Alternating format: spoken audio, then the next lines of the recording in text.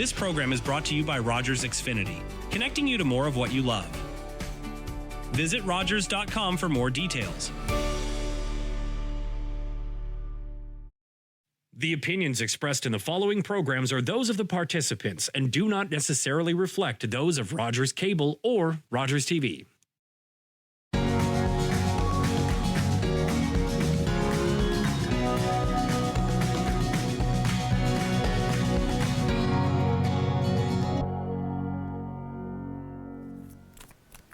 Welcome to Uxbridge Scugog Life. I'm your host, Jackie Hermans, and I like to start off the show with passing on some inspirational messages to assist us with the current energies. And this week, I am pulling cards from my Goddess Guidance Oracle deck.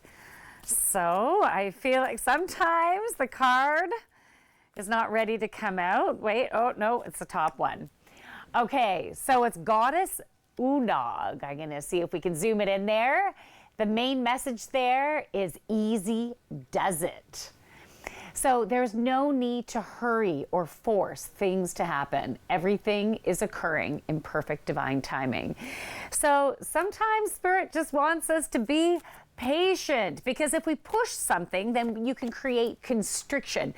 If you think about energy or water, let's say, flowing through a garden hose, and if you were to put a kink at that hose, the water is not going to flow very easy. You create a constriction. So when you get worried, when you get anxious, when are things going to happen? This needs to happen now. Or what if this never happens? That puts a kink in your flow. So the more you can just breathe into it and trust, you can have your own mantra. Everything is happening in divine timing. There's another card that wanted to come out. Goddess Nematoma. I'm going to see if we can still zoom into that. And the message there is sacred space. So create an altar or visit a power place to connect with the divine. You don't have to literally do that. I feel like the message also with this is finding any type of space within your home where you feel safe, where you can have alone time, where you can connect in. It might be in your bed, in the morning when you wake up before you go to bed, or maybe you do have a space. It is finding that dedicated time to stop, to slow down, to connect in. Maybe you're journaling. Maybe you listen to some solfeggio frequencies, or you take yourself through a guided meditation, grabbing something from YouTube and listening to that. So find that time. The alone time this week is going to be important, because I feel like there's some ideas and inspiration that's going to come through. Your angels, your guides, your higher self are wanting to give you some messages. So if you're go, doing this and doing that, and then you hit the pill and you go to sleep, and then you do it all again, you're not going to necessarily be hearing those messages, right? So, okay, what's up on the show? We have Nurse Natalie Akbar. She is an aesthetic nurse, and she's going to be talking about Botox and talking about some of those misconceptions about Botox. We also have Uxbridge and Scugog Animal Shelter that's going to be on the show, and Big Brothers and Big Sisters is also on the show. There's so much more to learn about them. They've been around for almost 50 years. So, but you're going to find out more, so keep on watching. We'll be right back.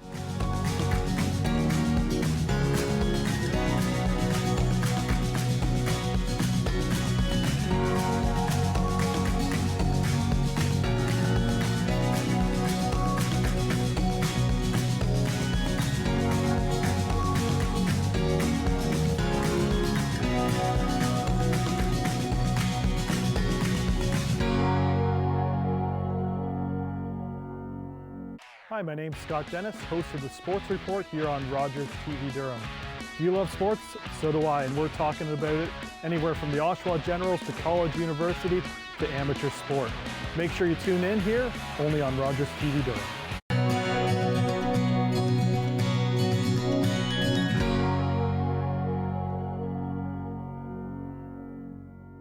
Welcome back to Uxbridge Scugog Life. I have an aesthetic nurse, Natalie Akbar, in the house. Natalie, welcome to the show. Hi, thank you so much for having me. Oh, so you are based out of Refine Brow in Uxbridge. Yes. Okay, so I wanted to have Natalie on the show to talk about Botox. So I think there's a lot of misconceptions out there about Botox. I don't want my face to look like I'm like frozen in time or I can't smile, right? So I thought I just wanted to talk about that to find out more and get some proper knowledge out there, some accurate knowledge out there. So Botox is part of a drug classification of neuromodulators, and they're regulated by Health Canada. There are multiple different brands that are Health Canada approved and have been used since the 1980s. I think one of the biggest misconceptions is that you might look frozen after a treatment. This treatment is very customizable, meaning that some people may want little to no movement, and some people may want to retain some natural movement. And the dose can really be adjusted to fit the client's goal and their unique anatomy. Okay, very cool. So if you were to meet with someone, how do you decide dosages for different parts of the face? And I take it's based on what their desires are. Yes, so right? Number one, it's what the client's desire is, what they want to see. And the second part would be anatomy. And so I'm watching how the face is moving. Some areas of the face may be stronger than others, and some areas may need higher dosing depending on that strength. And sometimes some clients may not be a candidate for a certain area given their anatomy. So that's why it takes a keen eye and, working with a client who is flexible and, to achieve their goal. Okay, this is where my brain goes sometimes. With you doing this every day, when you meet someone new, are you looking at them going, oh, you could have like 2 units there, keep a little bit? It is hard to unsee it. It is definitely a nurse thing. Nurses are also infamous for always looking at people's veins, even in the grocery store lineup. Okay, yeah, so you see my veins sticking out. Yeah, okay. So definitely, it does. You have to work to turn that off. Okay, are there certain people who would not be good candidates for Botox? Some precautions. Okay, that's a great question. People who would not be a candidate would be anyone who is pregnant or actively trying to get pregnant or breastfeeding. And that's because no drug company is going to do any testing on anyone who's pregnant or breastfeeding. So we just don't have data that it would be safe. Mm-hmm. So they would be excluded from a treatment. Okay. Often I get people who, once they're done that, portion, then they're, looking forward to coming back, and that's great. Other people that wouldn't be a candidate would be anyone who has a neurological condition, but there are limitations there. Okay. So when, let's say you've done an appointment with someone, so you've done a treatment, what's your process after the fact? Because I understand it takes a couple of weeks for it to take full effect. Yes. So depending on which brand name is used, results can take 2 to 3 weeks for full effect. And then it will gradually wear off over 3 to 5 months, depending on dose. The dose equals the duration. And so I like to see everyone back at 2 weeks, because then I can assess them at their, full results. And if there needs to be any fine tuning, then I can always, add it at that time. And then I would see them back once it's worn off. Okay. So you must love it. Like, do you love your job? You're glowing. Yeah. So tell me why is this the career of your choice?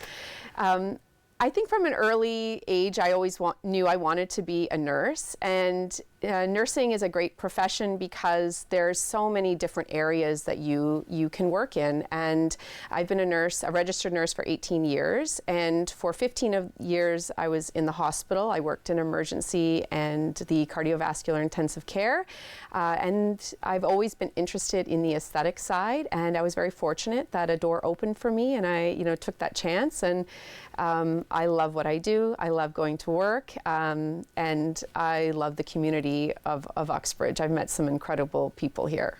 Amazing. Are you okay if I ask you, like, do you use it? Is that a bad question to ask? Because not everyone wants to say that, right? No.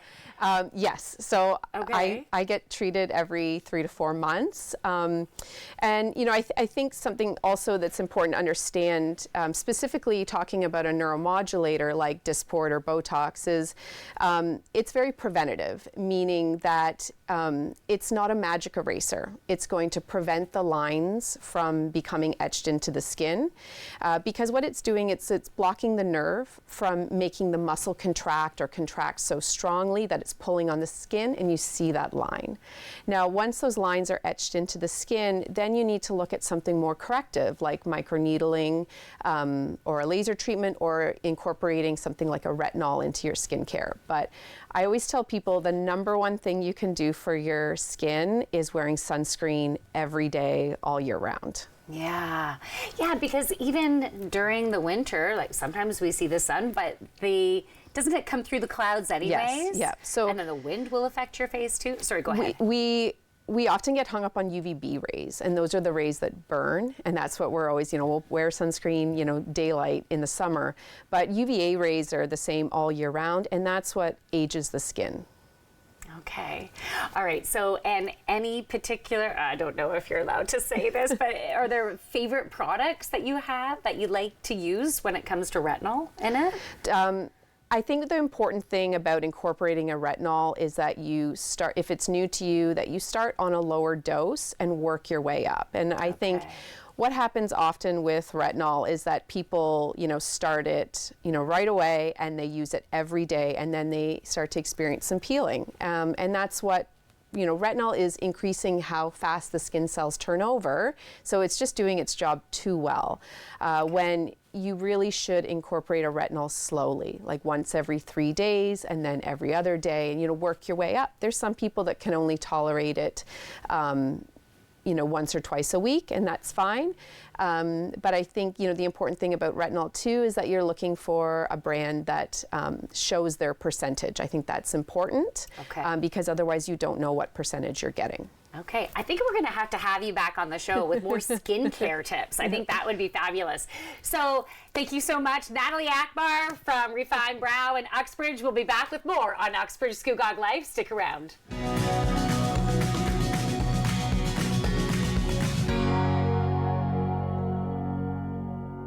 October 5th, 2014, my daughter was hit by a train. She was walking along the sides of the tracks, and it shattered her world.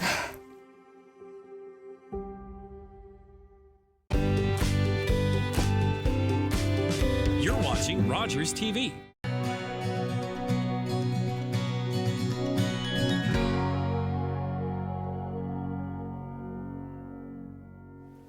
Welcome back to Uxbridge Scugog Life. It brings me such pleasure to introduce you to big brothers, big sisters of North Durham. We have Alyssa Lowndes, the mentoring coordinator, and we have Jackie Granger, who's the digital communications and marketing extraordinaire. Yeah, thank you. Thank you. Welcome to the show. Thank you so much for having us. So, Big Brothers and Big Sisters, you guys have been around for a really long time, and you have developed such a beautiful program. It has expanded, and I want to make sure everyone in the community knows about it. And some people, even though you guys have been around for a while, they might not quite know exactly what you do and what opportunities are available. Absolutely. So, give us a quick summary, first of all. what is Big Brothers and Big Sisters of North Durham? Well, Big Brothers Big Sisters of North Durham provides mentoring relationships for the children and youth of Scugog, Uxbridge, and Brock townships. We have been around a long time, almost 50 years to be exact. We'll be celebrating our 50th year next year, so we hope to have a celebration to thank all of our community supporters and donors in our community. We get a lot of support from them, which we rely on tremendously. That's amazing. We also serve approximately 250 children per year in the North Durham area. Okay. Now, the way I understood it is that you would match a big, either brother or sister, with a little, and then, they would do things together. Yep. But it's expanded now, right? Yeah. So do you want to talk about how they also go into the schools now? Yeah, I'll let Alyssa speak to that. Okay. Yeah, so we have two main programs. We have our traditional Big Brother, Big Sister program, where we match a big and a little based on similar interests and hobbies. And they'll spend ideally a few hours each week out in the community doing a bunch of different activities, and they can just bond and get to know each other over. And then we have our in-school mentoring program, which is our larger program. And we serve several different schools throughout the Port Perry, Uxbridge, and Brock townships. Okay. And yeah, that consists of placement students and community volunteers who go in and spend an hour a week with students. Okay, that is amazing. Now, to be a big brother or a big sister, is there a certain age limit? Because it like when I always thought it was like another teen matching with a child, but that's not the case, right? No, not necessarily. Yeah, absolutely. Okay. No age limit. We start at 18 and just keeps going. Yeah. Okay, so what's the process? How can you become a big brother or sister? Yeah, so once you submit a general application, we'll invite you in for an interview to get to know you a bit better, your interests, your hobbies, your mentoring styles, things like that, so we can match you with a child. We require a background check. We'll do pre-match training with you, both virtually and in person. And then we do the initial visit, and we continue with follow-ups monthly just to make sure the match is going smoothly. Nice. All right. So in order to put these programs together, you obviously need funding. Absolutely. Yeah. So I understand you have different events that are coming up that people can be involved with, whether they're participating. Are you also looking for volunteers for that too? Always looking okay. for volunteers. We do several events throughout the year. Have a lot of initiatives that we do. We do third-party events in support of us. But our two major events that are upcoming is our Wing and Pizza Night, which happens on May 31st at the Scugog Arena. We get approximately 650 or more people out to that event. So it's a very popular event. This year is actually our 31st year in celebrating it. And we do rely on funds from that event, as well as our Winding Roads Festival, which happens on September 20th. That will be happening at Adamson Systems Engineering in Port Perry. And we get approximately 650 to 700 people out to that as well. It's a country music festival, so it's a good time. That one is in celebrating our 10th year anniversary this year. Those are two major events that we have each year, and we do rely on funding from them specifically because we don't get any government funding, and we get minimal funding from our national office. So we rely on those events as well as our donations and our support from our community members. I want to back up a little bit for a second too, and thank you for sharing all of that, so people watching this can write down their calendar and get involved with those. Absolutely. Why is this program so important? What kind of impact does it make on the littles? It helps out children who are going through adversity in their lives. It helps them with self-confidence. It supports them through school. A lot of them do struggle in school. So it does help them, especially with our in-school programs, because you have that added relationship that they can rely on. I don't know if you want to add anything to that, Alyssa? Yeah, just increased self-esteem, self-confidence, improved school, like you said, just improved school life, just giving them something to look forward to outside of their home life and school life. what are the parameters for for a family to apply to get a big brother or a big sister for their child? Yeah, so they can contact us. They can go to our website, send us an email, a general inquiry. Same thing, they'll submit an application to get to know the child. We'll have an interview with the child to be able to match them with a big who fits their needs and has similar interests and hobbies. And then they'll do some pre-match training, again with us. And then, yeah, we just wait for a big that will suit them. Okay, so does the child need to be a single child, like no brothers and sisters? No, not at all. Okay. Not at all. And that's a bit of a misnomer as well, as far as not having a parent in their life either. We have many children that still have both of their parents in their life. It doesn't deter them from having anybody can require a mentor in their life. Even adults sometimes need it. So that's a misnomer in a lot of cases. Yeah. Okay, so just before we wrap this up, could you summarize the characteristics of what you're looking for bigs? Well, somebody who's reliable.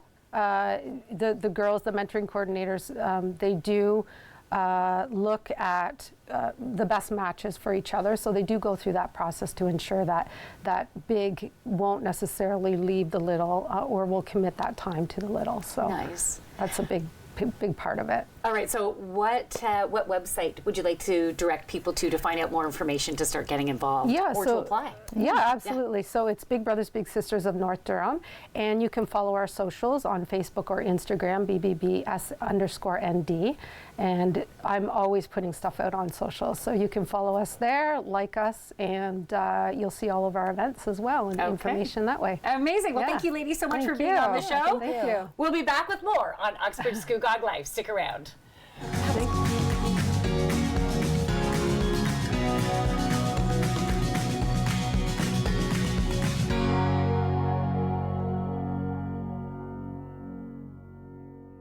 I'm Jackie Hermans, the host of Uxbridge Scugog Life. We have a variety of topics that not only give you inspiration, but also an opportunity to engage within your community. Watch Uxbridge Scugog Life only on Rogers TV. This is Rogers TV.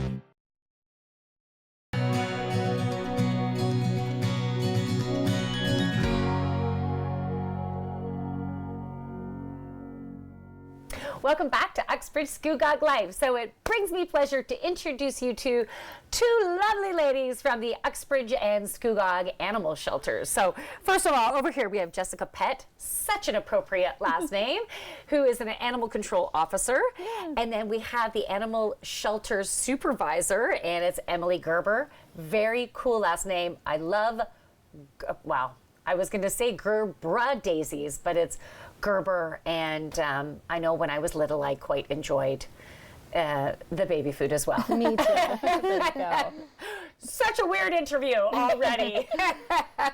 Okay, so thank you so much for the show to come on the show. So we're talking about adoption, we're going to talk about licensing, and we're going to talk about microchips. Perfect. Okay, so I understand that 2025 licenses for your dogs are now available. Yes, they are. So we do start selling them in November of the previous year, but now that we're into 2025, your licenses from 2024 have expired. They do expire December 31st. Okay. So it's important to either go online or you can come into the animal shelter and we can get your information updated and register your pet for this year. Okay, so why is it important to have a dog license? Yeah, so we want to make sure that we have a record of all the dogs living in the municipality so that if they go lost or they stray from you, we have your information and we can get them back home. If your dog does get loose and they have their tag on them, the person that finds them is even able to search for your information if you don't have a privacy hold so that we can get them back home quick. Okay, I love that. Okay, and so how long have you been working for the animal shelter? I started in 2016 there. I started as a student and then I just worked my way up from there. That's amazing. Yeah. And do you love it? I do, yeah. It's not something that I thought I wanted to get into, but once I kind of got my foot in and worked my way up, I found I really enjoyed it. Nice. Yeah. Oh, I love it. Now, are you involved with the microchipping at all? Yeah, definitely. Yeah. So all of the stuff that we have at the shelter, we do both the enforcement side and the shelter care. So we're hands-on with the animals there. And majority of the kittens that we get in, we do the microchipping.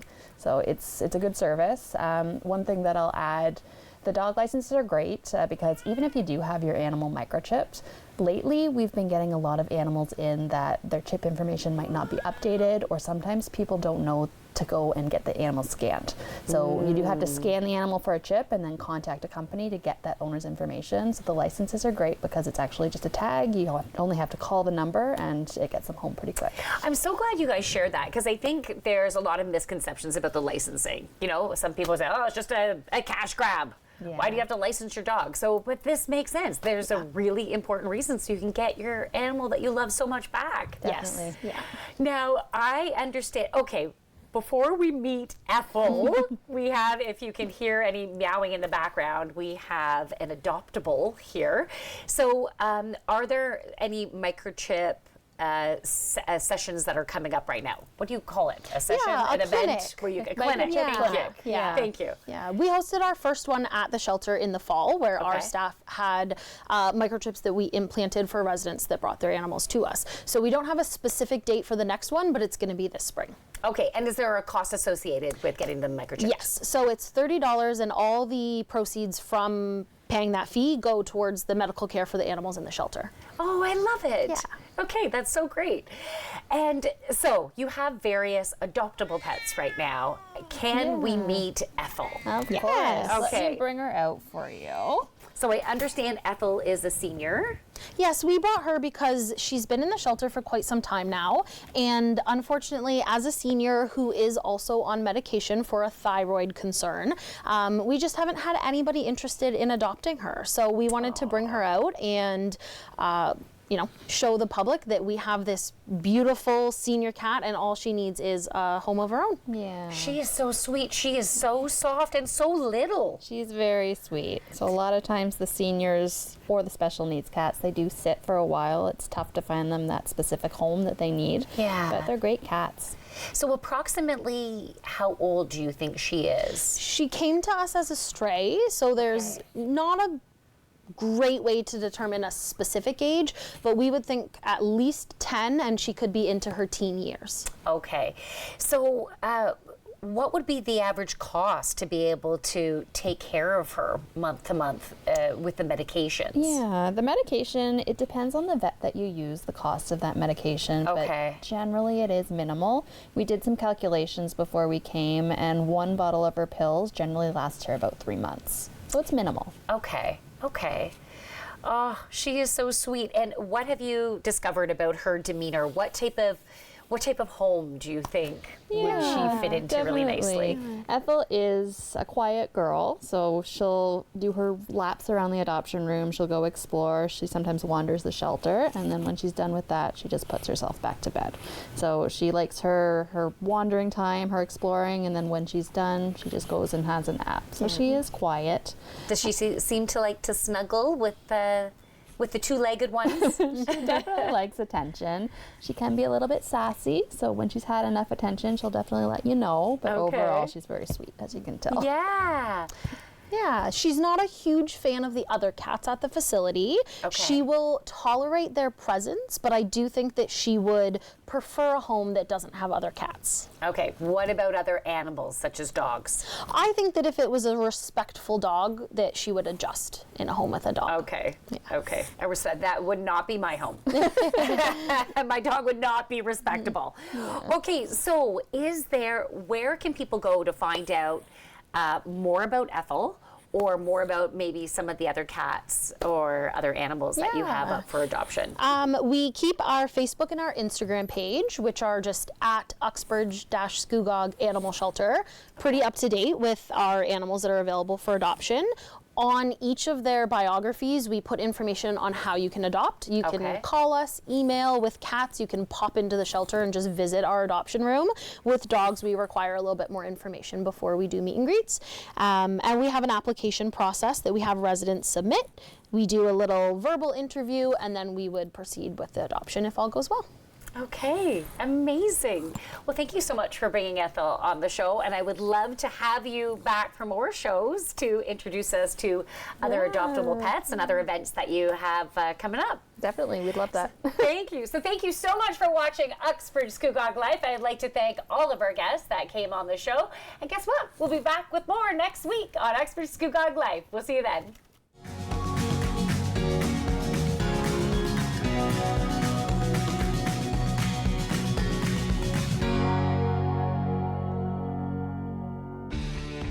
Connect with us by visiting our website or email us at comments@rogerstv.com.